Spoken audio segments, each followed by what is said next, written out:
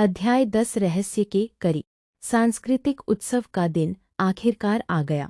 पूरा कॉलेज रोशनी, संगीत और उत्साह से भरा हुआ था। हर तरफ छात्रों की भीड़ थी। कोई अपनी प्रस्तुति की तैयारी कर रहा था, तो कोई अपने दोस्तों के साथ तस्वीरें खिंचवा रहा था। रीता भी आयोजन समिति के काम में व्यस्त थी, लेकिन उसके मन का एक हिस्सा अब भी उस रहस्यमयी ए में उलझा हुआ था। पिछले कुछ दिनों से कोई नया पत्र नहीं आया था। यही बात उसे सबसे ज्यादा परेशान कर रही थी। जिस व्यक्ति ने लगातार उसके जीवन में अपनी मौजूदगी का एहसास कराया था, वह अचानक खामोश हो गया था। शाम को कार्यक्रम अपने चरम पर था। रीता मंच के पीछे खड़ी अपनी जिम्मेदारियां निभा रही थी कि तभी एक स्वयंसेवक उसके पास आया। रीता, उसने एक छोटा सा लिफाफा उसकी ओर बढ़ा दिया। रीता का दिल फिर से तेज धड़कने लगा। वह तुरंत एक शांत कोने में चली गई और लिफाफा खोला। इस बार पत्र बहुत छोटा था। आज आखिरी संकेत है। मुझे ढूंढने की कोशिश मत करो, बस याद करो हमारी पहली मुलाकात कहाँ हुई थी। नीचे हमेशा की तरह सिर्फ एक अक्षर लिखा था। पत्र पढ़ते ही रीता के मन में पुरानी बातें घूमने लगीं।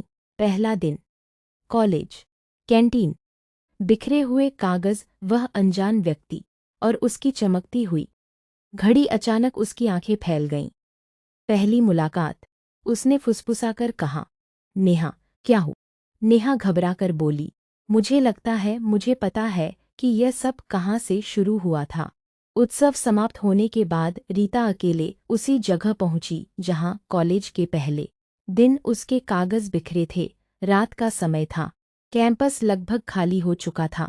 हल्की हवा चल रही थी। वह कुछ क्षण तक चुपचाप खड़ी रही, फिर उसकी नज़र सामने रखी एक बेंच पर गई। वहाँ एक छोटा सा डिब्बा रखा था। उसके ऊपर एक कागज रखा था।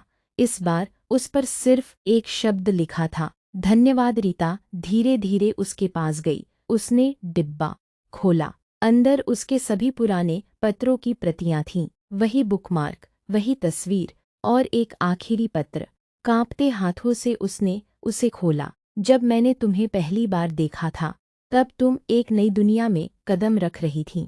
तुम घबराई हुई थीं, लेकिन फिर भी मुस्कुरा रही थीं। शायद उसी दिन मुझे लगा था कि तुम बाकी लोगों से अलग हो। मैं चाहता था कि तुम मुझे मेरे नाम से नहीं, मेरे शब्दों से पहचानो। और अब मुझे लगता है कि तुम मुझे पहचानने लगी हो।